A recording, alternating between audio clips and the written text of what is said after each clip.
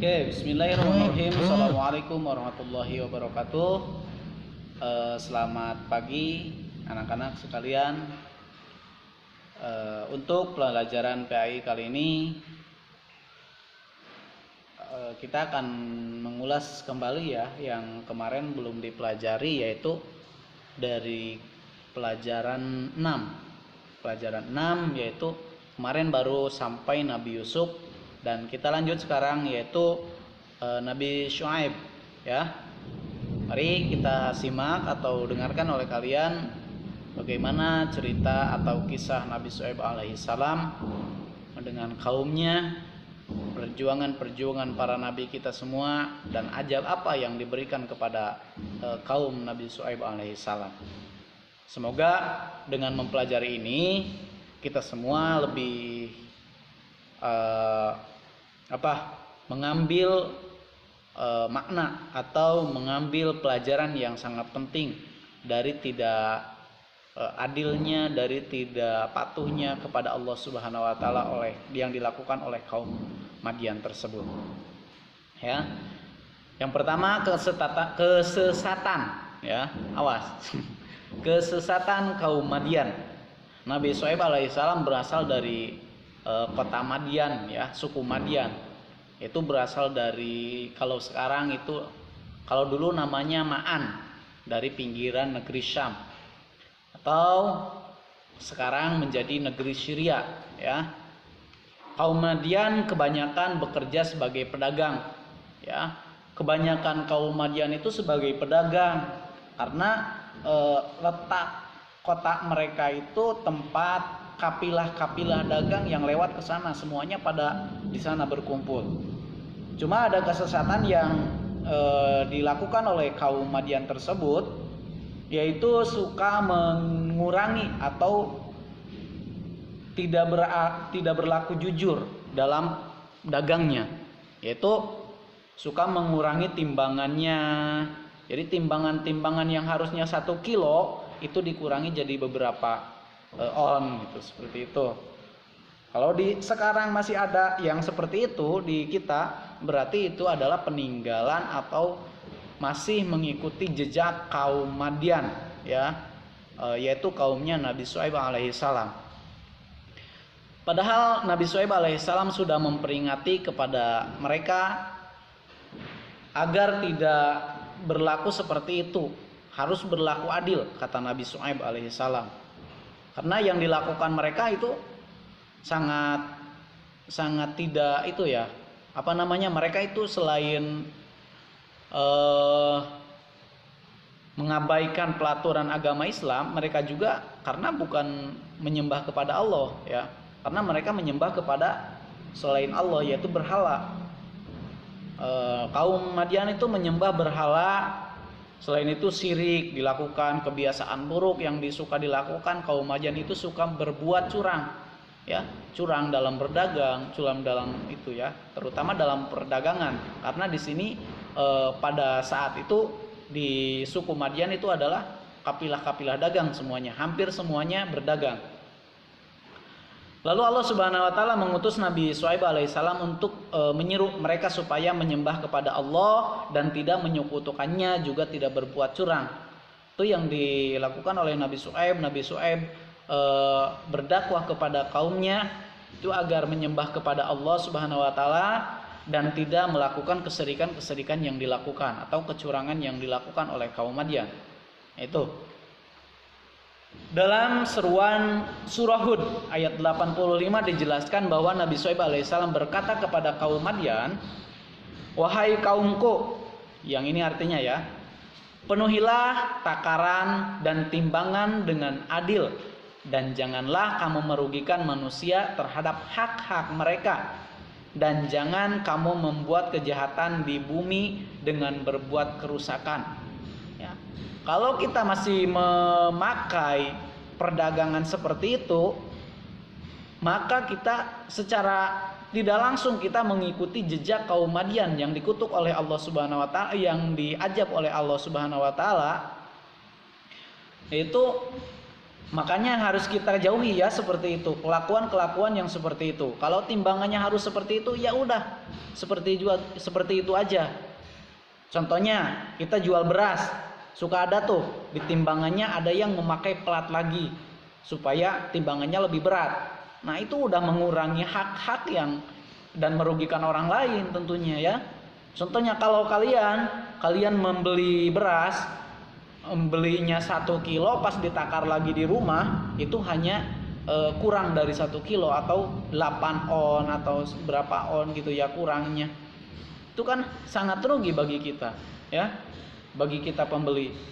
Maka kita juga selaku penjual jangan seperti itu, harusnya memikirkan seperti itu, kebalikannya.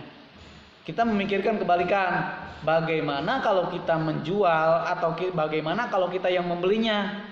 Ya harus memikirkan ke sana juga sebelum kita melakukan apa-apa. Ya itu yang harus diambil hikmahnya oleh kita. Maka Nabi Syuaib itu melarang ya, jangan melakukan kecurangan dalam surah Hud itu tersebut ya, ayat 85. Dan Nabi Syuaib alaihissalam mengingatkan kaumnya pada kenikmatan yang mereka dapatkan agar mereka bersyukur. Sudah kurang apa oleh Allah diberikan nikmat yang begitu luar biasa oleh Allah Subhanahu wa taala, perdagangannya laku, perdagangannya maju, tapi mereka tidak mau beriman kepada Allah Subhanahu wa taala. Nah, jangan sampai kita melakukan hal yang sama seperti itu, ya. Karena hidup bukan hanya di dunia saja.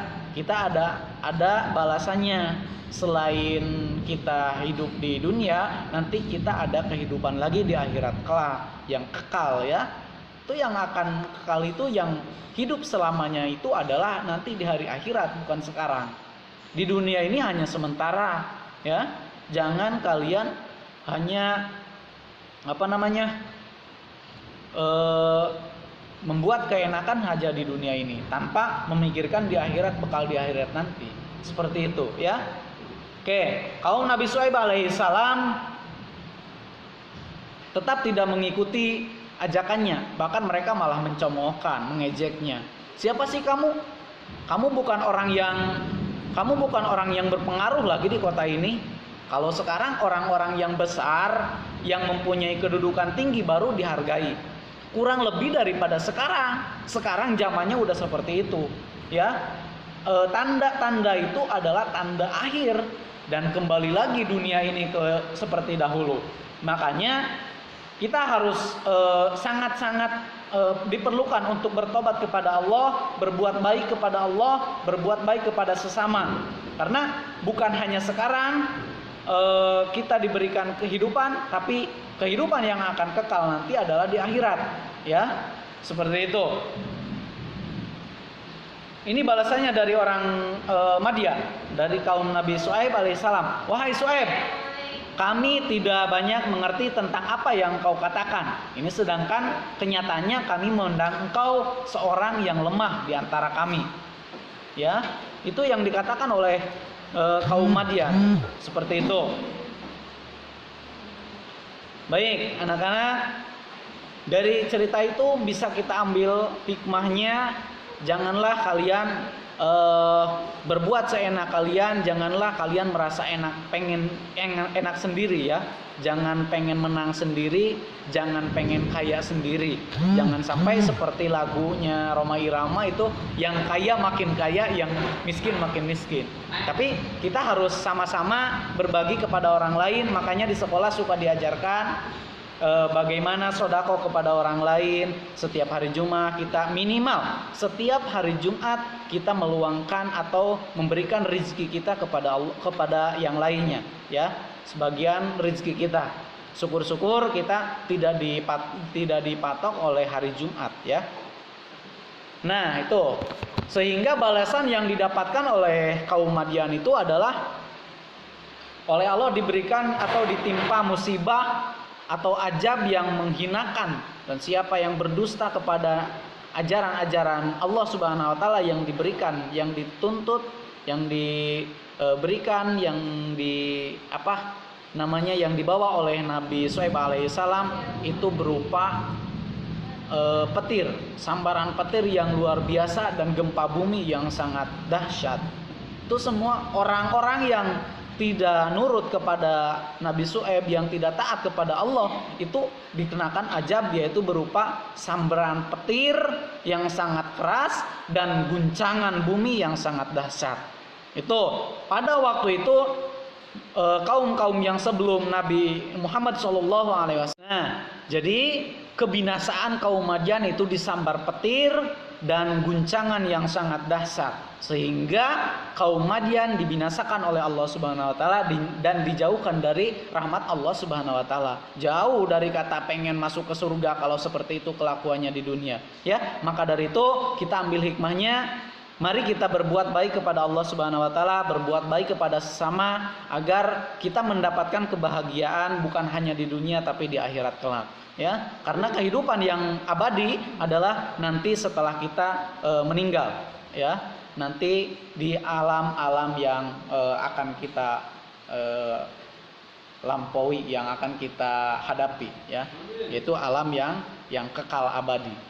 Ya, maka dari itu persiapkan amal ibadah kita dengan baik dan janganlah berbuat curang seperti kaum Madian, kaumnya Nabi Syuaib alaihissalam yang tidak mau menurut kepada Allah Subhanahu wa taala, mengikuti ajaran Allah Subhanahu wa taala, taat kepada Allah Subhanahu wa taala.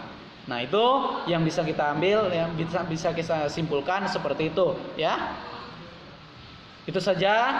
Billahi taufiq wal hidayah. Assalamualaikum warahmatullahi wabarakatuh.